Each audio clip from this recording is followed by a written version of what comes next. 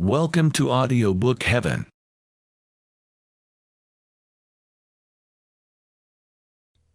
The Gambler by Fyodor Dostoevsky, translated by C.J. Hogarth. Chapter 8. All at once, on the promenade, as it was called, that is to say, in the Chestnut Avenue, I came face to face with my Englishman. "I was just coming to see you," he said, "and you appear to be out on a similar errand. So you have parted with your employers?" "How do you know that?" I asked, in astonishment. "Is every one aware of the fact?" "By no means. Not every one would consider such a fact to be of moment. Indeed, I have never heard any one speak of it." "Then how come you to know it?" "Because I have had occasion to do so. Whither are you bound?" "I like you, and was therefore coming to pay you a visit." "What a splendid fellow you are, Mr. Astley!" I cried, though still wondering how he had come by his knowledge. "And since I have not yet had my coffee, and you have, in all probability, scarcely tasted yours, let us adjourn to the Casino Café, where we can sit and smoke and have a talk." The café in question was only 100 paces away; so, when coffee had been brought, we seated ourselves, and I lit a cigarette. Astley was no smoker, but, taking a seat by my side, he prepared himself to listen. "I do not intend to go away," was my first remark. "I intend, on the contrary, to remain here." "That I never doubted," he answered good-humoredly. It is a curious fact that on my way to see him I had never even thought of telling him of my love for Polina. In fact, I had purposely meant to avoid any mention of the subject. Nor, during our stay in the place, had I ever made aught but the scantiest reference to it. You see, not only was Astley a man of great reserve, but also, from the first, I had perceived that Polina had made a great impression upon him, although he never spoke of her. But now, strangely enough, he had no sooner seated himself and bent his steely gaze upon me, than, for some reason or another, I felt moved to tell him everything, to speak to him of my love in all its phases. For an hour and a half did I discourse on the subject, and found it a pleasure to do so, even though this was the first occasion on which I had referred to the matter. Indeed, when at certain moments I perceived that my more ardent passages confused him, I purposely increased my ardor of narration. Yet one thing I regret, and that is that I made references to the Frenchman which were a little over-personal.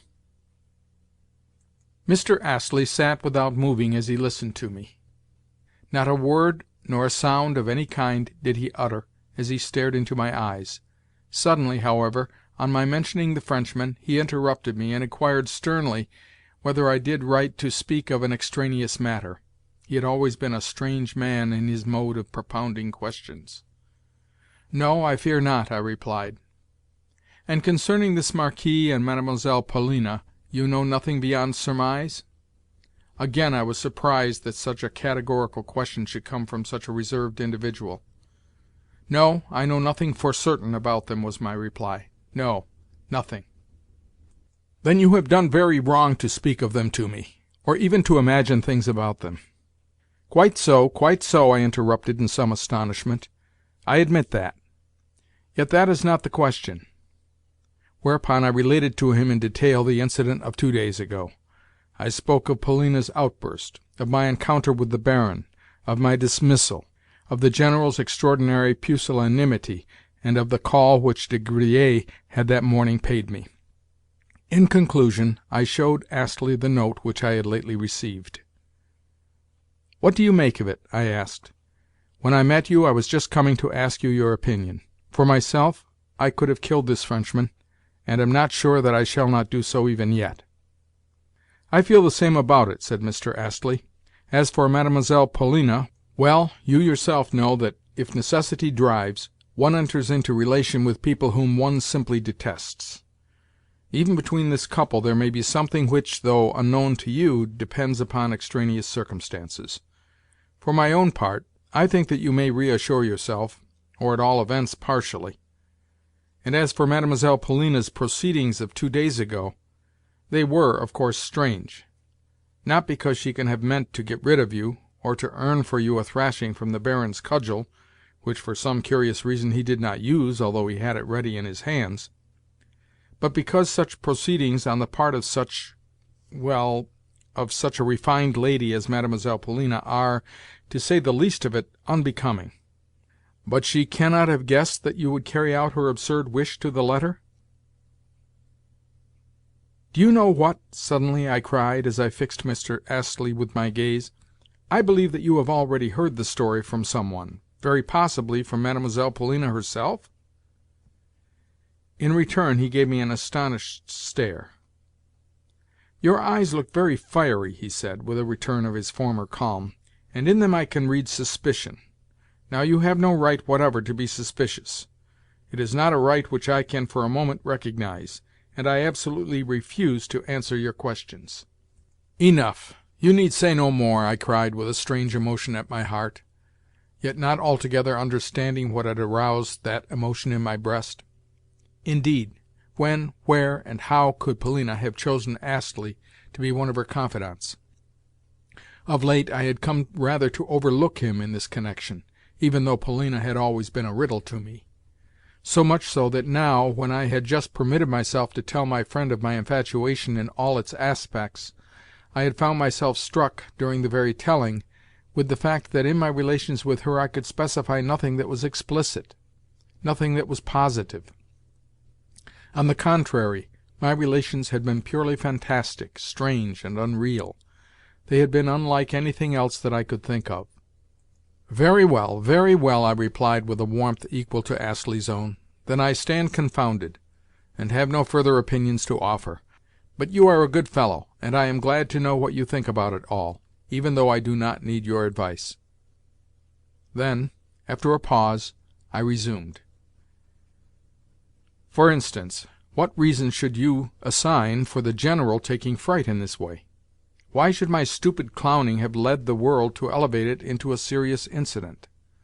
Even De Griers has found it necessary to put in his oar, and he only interferes on the most important occasions, and to visit me, and to address to me the most earnest supplications.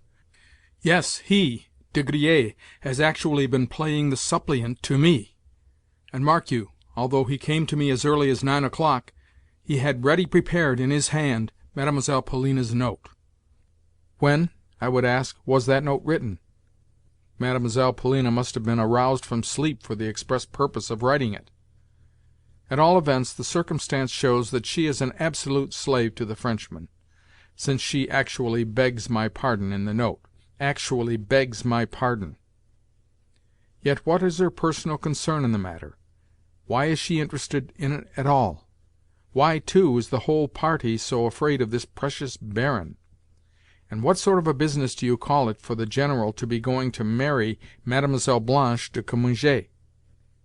He told me last night that, because of the circumstance, he must move with especial care at present. What is your opinion of it all? Your look convinces me that you know more about it than I do."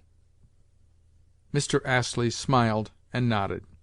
"Yes, I think I do know more about it than you do," he assented. "The affair centres around this Mademoiselle Blanche. Of that I feel certain." "And what of Mademoiselle Blanche?" I cried, impatiently, for in me there had dawned a sudden hope that this would enable me to discover something about Polina. "Well, my belief is that, at the present moment, Mademoiselle Blanche has, in very truth, a special reason for wishing to avoid any trouble with the Baron and the Baroness. It might lead not only to some unpleasantness, but even to a scandal." "Oh, oh." "Also, I may tell you that Mademoiselle Blanche has been in Roulettenberg before, for she was staying here 3 seasons ago. I myself was in the place at the time, and in those days Mademoiselle Blanche was not known as Mademoiselle de Cominges, nor was her mother, the widow de Cominges, even in existence. In any case, no one ever mentioned the latter. De Griers, too, had not materialized, and I am convinced that not only do the parties stand in no relation to one another, but also they have not long enjoyed one another's acquaintance. Likewise, the Marquisate de Griers is of recent creation. Of that I have reason to be sure, owing to a certain circumstance. Even the name de Griers itself may be taken to be a new invention. seeing that I have a friend who once met the said Marquis under a different name altogether." "Yet he possesses a good circle of friends?" "Possibly. Mademoiselle Blanche also may possess that. Yet it is not 3 years since she received from the local police, at the instance of the Baroness, an invitation to leave the town. And she left it." "But why?" "Well, I must tell you that she first appeared here in company with an Italian, a prince of some sort, a man who bore an historic name, Barberini or something of the kind. The fellow was simply a mass of rings and diamonds, real diamonds, too, and the couple used to drive out in a marvelous carriage. At first Mademoiselle Blanche played trente et quarante with fair success, but, later, her luck took a marked change for the worse. I distinctly remember that in a single evening she lost an enormous sum. But worse was to ensue, for one fine morning her prince disappeared—horses, carriage, and all. Also, the hotel bill which he left unpaid was enormous. Upon this Mademoiselle Zelma, the name which she assumed after figuring as Madame Barberini, was in despair. She shrieked and howled all over the hotel, and even tore her clothes in her frenzy. In the hotel there was staying also a Polish count (you must know that all travelling Poles are counts), and the spectacle of Mademoiselle Zelma tearing her clothes, and, cat-like, scratching her face with her beautiful scented nails, produced upon him a strong impression. So the pair had a talk together, and by luncheon-time she was consoled. Indeed, that evening the couple entered the Casino arm in arm, Mademoiselle Zelma laughing loudly, according to her custom, and showing even more expansiveness in her manners than she had before shown. For instance, she thrust her way into the file of women roulette players in the exact fashion of those ladies who, to clear a space for themselves at the tables, push their fellow-players roughly aside. Doubtless you have noticed them? Yes, certainly. Well, they are not worth noticing. To the annoyance of the decent public they are allowed to remain here, at all events such of them as daily change 4,000-franc notes at the tables, though, as soon as ever these women cease to do so, they receive an invitation to depart. However, Mademoiselle Zelma continued to change notes of this kind, but her play grew more and more unsuccessful, despite the fact that such ladies' luck is frequently good, for they have a surprising amount of cash at their disposal. Suddenly the Count, too, disappeared, even as the Prince had done, and that same evening Mademoiselle Zelma was forced to appear in the Casino alone. On this occasion no one offered her a greeting. 2 days later she had come to the end of her resources, whereupon, after staking and losing her last louis d'or, she chanced to look around her, and saw standing by her side the Baron Burmergelm, who had been eyeing her with fixed disapproval. To his distaste, however, Mademoiselle paid no attention, but turning to him with her well-known smile, requested him to stake, on her behalf, 10 louis on the red. Later that evening a complaint from the Baroness led the authorities to request Mademoiselle not to re-enter the Casino. If you feel in any way surprised that I should know these petty and unedifying details, the reason is that I had them from a relative of mine, who later that evening drove Mademoiselle Zelma in his carriage from Roulettenberg to Spa. Now, mark you, Mademoiselle wants to become Madame General, in order that in future she may be spared the receipt of such invitations from Casino authorities as she received 3 years ago. At present she is not playing, but that is only because, according to the signs, she is lending money to other players. Yes, that is a much more paying game. I even suspect that the unfortunate General is himself in her debt, as well as, perhaps, also De Griers. Or it may be that the latter has entered into partnership with her. Consequently, you yourself will see that, until the marriage shall have been consummated, Mademoiselle would scarcely like to have the attention of the Baron and the Baroness drawn to herself. In short, to any one in her position, a scandal would be most detrimental. You form a member of the ménage of these people, wherefore any act of yours might cause such a scandal, and the more so since daily she appears in public arm in arm with the General or with Mademoiselle Polina. Now do you understand?" "No, I do not!" I shouted as I banged my fist down upon the table, banged it with such violence that a frightened waiter came running towards us. "Tell me, Mr. Astley, why, if you knew this history all along, and consequently always knew who this Mademoiselle Blanche is, you never warned either myself or the General, nor, most of all, Mademoiselle Polina, who is accustomed to appear in the Casino, in public everywhere, with Mademoiselle Blanche? How could you do it?" "It would have done no good to warn you," he replied quietly, "for the reason that you could have effected nothing. Against what was I to warn you? As likely as not the General knows more about Mademoiselle Blanche even than I do.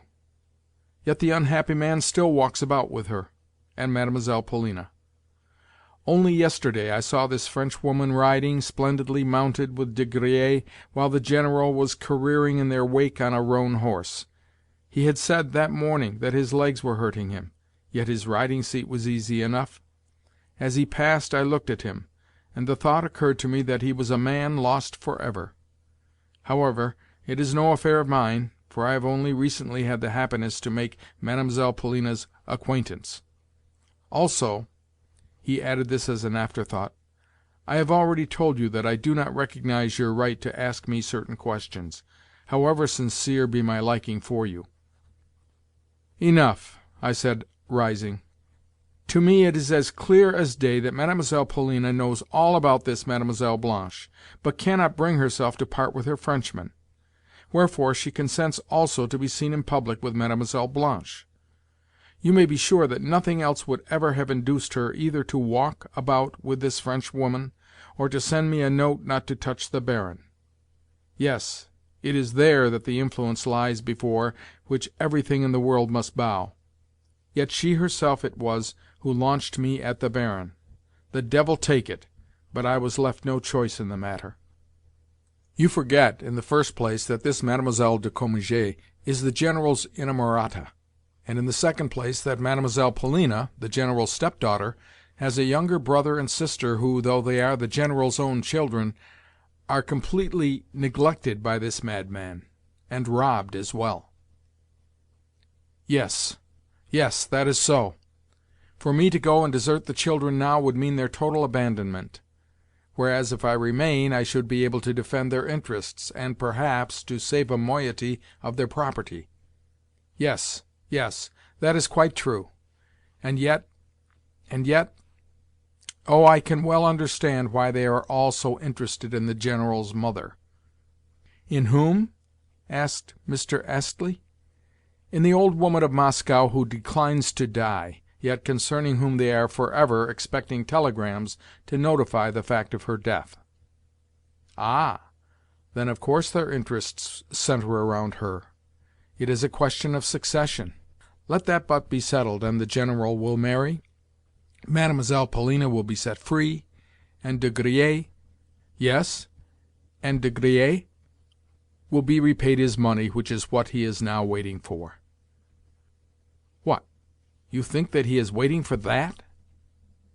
"I know of nothing else," asserted Mr. Astley doggedly.